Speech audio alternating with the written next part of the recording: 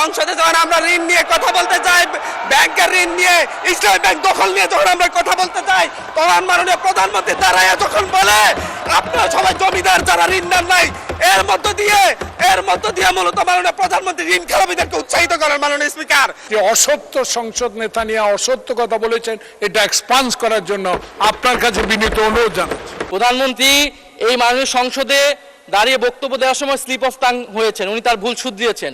ওনার বক্তব্যের সমালোচনা করার অধিকারও বিরোধী দলের আছেন, প্রাইম মিনিস্টার সংসদ নেতা, কিন্তু তার মানে এই না যে তাকে নিয়ে কোনো কথাই বলা যাবে না।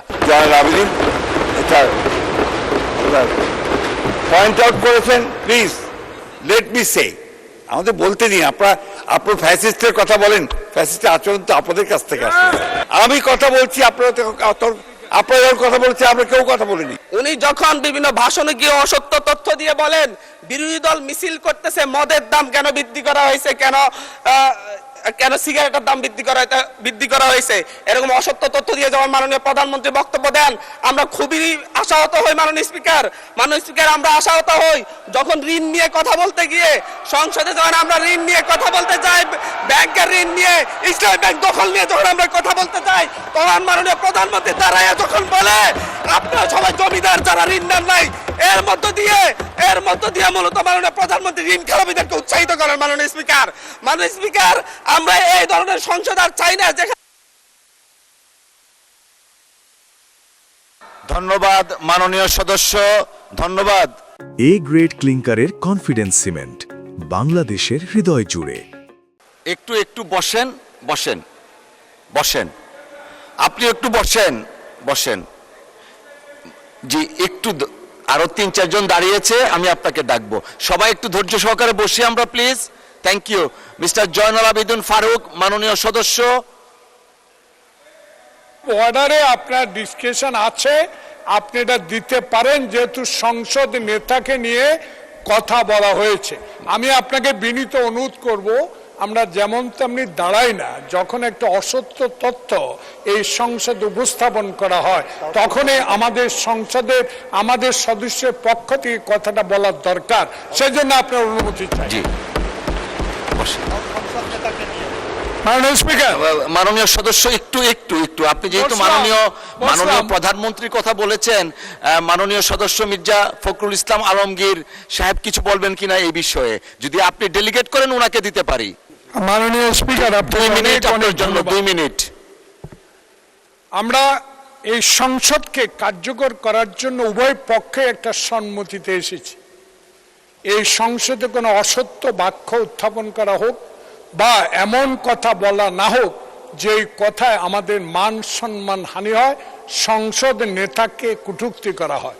এ বিষয়ে আজকে নতুন প্রজন্মের জুলাই আন্দোলনের নেতা, উনি আমাদের নোয়াখালী অঞ্চলের মাননীয় সংসদ সদস্য, উনি একটি বক্তব্য রেখেছেন।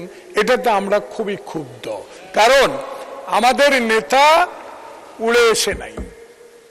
শহীদ প্রেসিডেন্ট জিয়াউর রহমানের সন্তান, দেশ নেত্রী বেগম খালেদা জিয়ার সন্তান। 16 বছর ধরে যিনি এই দেশের মানুষের গণতন্ত্রের জন্য, ভোটাধিকারের জন্য সংগ্রাম করেছেন।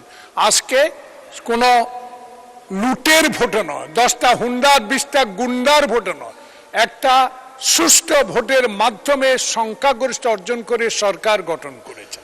তাই আমরা আজকে যে অসত্য সংসদ নেতা নিয়ে অসত্য কথা বলেছেন, এটা এক্সপান্স করার জন্য আপনার কাছে বিনীত অনুরোধ জানাচ্ছি।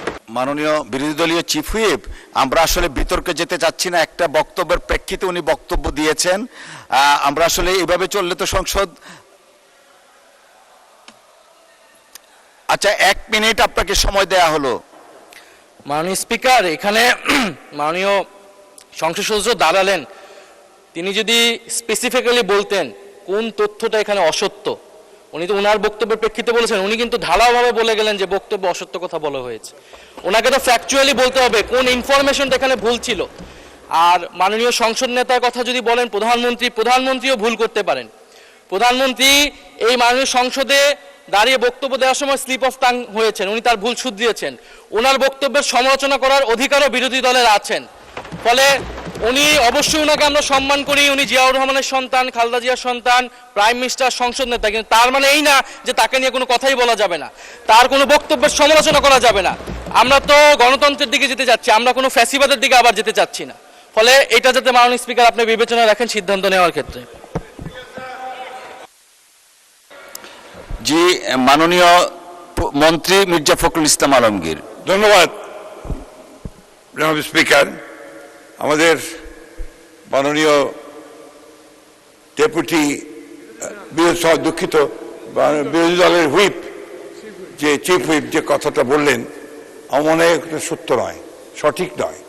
কারণ আমাদের মাননীয় সংসদ সদস্য যে বক্তব্য দিয়েছেন, মাননীয় সংসদ সদস্য যে বক্তব্য দিয়েছেন বিরোধী দলের, সেই বক্তব্যের মধ্যে তিনি সুনির্দিষ্টভাবেই বলেছেন যে আমাদের সংসদ নেতা প্রধানমন্ত্রী তিনি অসত্য বক্তব্য দিয়েছেন। এটারই আপনার আমাদের মাননীয় সংসদ সদস্য জয়নাল আবেদীন এটা আপনার পয়েন্ট আউট করেছেন। প্লিজ লেট মি সে, আমাদের বলতে দিন। আপনার ফ্যাসিস্টের কথা বলেন, ফ্যাসিস্টের আচরণ তো আপনাদের কাছ থেকে আসছে।